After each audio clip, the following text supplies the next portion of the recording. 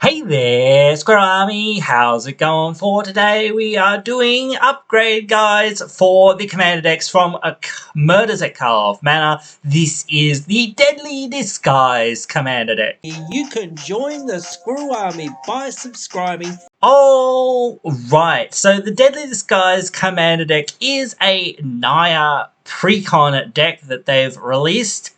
And I just want to geek out for 5 seconds if I can, because there's a little squirrel boy here, and I'm in love with the little squirrel boy. So obviously this is the precon that I might maybe pick up, possibly. I'm still thinking about it and whatnot. Actually, I found out that these the set and the decks come out on my birthday, so it's kind of a nice birthday present in a way to get some squirrel fun, if there happens to be some squirrel fun in here. I haven't actually looked at the decks quite yet, so we'll be looking at them all together in just a moment. But yes, that is my geeking out, but we'll get on to having a look at the commander and upgrading this list.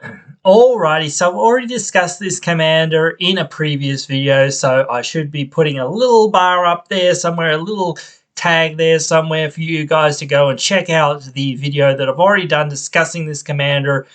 But I'm not going to spend any more time in this video discussing this commander because I've already done so. So if you want to see that breakdown of this commander, just go and check out that link and you can see what this is all about and what the deck is kind of doing. Alrighty, so I'm going to have a little bit of a look through the deck list and see what there is in here to figure out.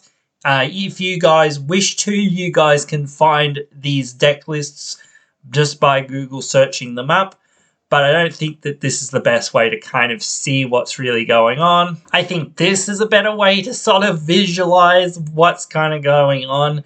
I kind of think that the lands are usually pretty irrelevant for the most part.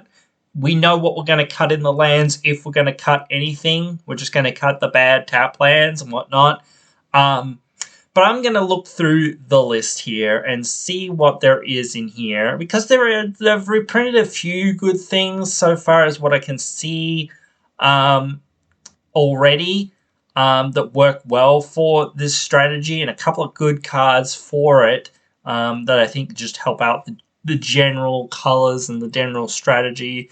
But I've really got to see, if there's enough ramp, there's enough card draw, and then if there's enough things in here that actually, get us towards that win. Alrighty, so I've fiddled a bit with the list, had a bit of a look through it, and thought about where we're at and whatnot. I haven't actually added the cards just yet. I'll add them in just a second, but I want to show you what I cut first.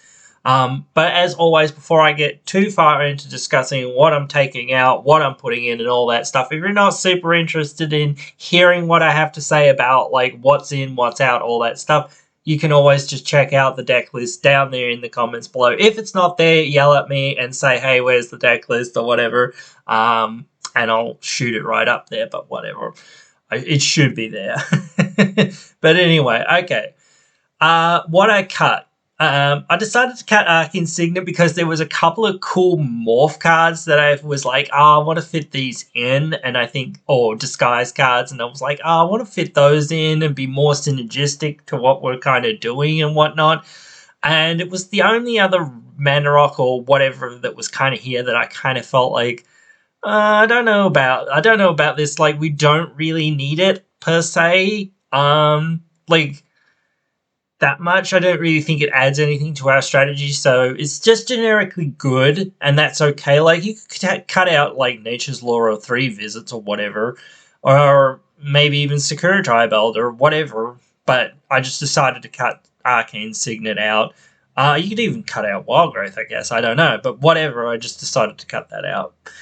It doesn't really matter which one you cut out, just cut one of the ramp spells out for another morph disguise card that, synergizes a bit better. The Nantucket, I felt like, we can get some damage on it if it blocks or whatever, but what it's doing isn't doing anything exciting. Like, you could keep it if you want. There's a couple other cards that are in here that aren't too amazing. It's just one of the less amazing ones that kind of doesn't do a whole lot. If it never gets hit, then you're not really doing much with it. So it's kind of hard to sort of, unless you're like pinging it and that sort of stuff, it's not really, doing much. And then you need to find ways to keep it alive. So just it's too much. No. Chaos Warp, I think we've just got like lots of removal in this deck for one, and just better removal. So I just don't think we need this. Decimate is horrible every time. Just don't play Decimate. They've even got a better Decimate literally in this deck, so just don't even play this. Never bother with Decimate. Never play Decimate. Don't play Decimate. I don't know how many times I'm going to have to say don't play Decimate to people. Then they'll play Decimate, and then they'll just sit there with Decimate in their hand for like 5 turns and never cast it. But whatever. The Krosan Cloud Shaper, he's not horrible. Well, he's a big body, but that's about it. Being able to cheat him out is pretty cool with our commander, but there's not enough ways for us to really give him trample or do other things with him. Like, if you're going to find ways to give him lots of trample and things like that, that's cool. He certainly can do some stuff once you give him flying or trample or whatever, some sort of evasion, but he's one of the ones that just doesn't do anything when he flips. So unfortunately, he's got to go in the maybe board at least to think about, well, maybe we'll cut it for something else that actually does something, like when it flips, so we can get some value out of it straight away. And, it might also be a big boy, or might also have trample or other abilities that are, worthwhile. So the Colossus, same sort of thing, just doesn't really do anything when you flip it. And yeah, it's a big 9/9, again, same sort of thing, but it doesn't have trample or it doesn't have any evasion. So again, just not really that interested in discussing what we can really do with it, because you can't do anything with it. Same sort of thing. You can't really do much with these things that don't do anything. So there's a couple other cards, like I said, that aren't too super duper amazing in the list, but these are the ones that I would consider to cut the most. That's just me. Again, I know a lot of people want to keep Arcane Signet because it's a super good card or whatever, but there's not many other cards that are in here that I would like, that are in the sort of ramp package. Maybe Sakura Tribe-Elder is one of the worst, but I like Sakura Tribe-Elder because that's a fog. And Nature's Law and 3 Visits, yes, we can get dual lands and whatever with those, but most of those dual lands do enter untapped as well. So again, it's 6 of one, half dozen of the other sometimes. So, but then again, Wild Growth isn't that amazing. So, but it is 1 mana. So, but anyway, let's have a look at what I decided to add. Alright, so here we go. I decided to add the Chisel because it helps us cast our spells for 1 cheaper. Yes, between this and the Signet, it's not that much difference, but when you're casting multiple spells, that 1 cost reduction can help a whole lot more. Like I said, we do have a fair bit of ramp, so we don't need a lot more ramp, though. There is 1 more ramp spell that I did put in here, though I do think you need more card draw in here as well, but I really couldn't find very much, though. You could just put, Garruk's Uprising, Garruk's Pack Leader, that sort of thing in here. So yeah, but whatever. It's alright because you get more spells out of it and get more mana out of it. The Rootkin, this is another ramper. It has +1/+1 for each forest we control when it's turned face up. We explosive vegetation, or what is it called? Not explosive vegetation, but we get 2 forests. We put 1 of them into the battlefield tapped and the other into our hand. So we kind of like Kadama's Reach for forests, I guess, or Cultivate for forests only, I guess. But yeah, we get that land, so that's pretty good. The Histrodon, when it deals combat damage, we draw a card. That's pretty alright. It's a 3/4 trampler. Yes, it's not the biggest thing ever, but it's alright, I think. The Jerking Investigator, we just steal something from an opponent, or we can just, gain control of our own creature, give it haste effectively, which isn't too bad.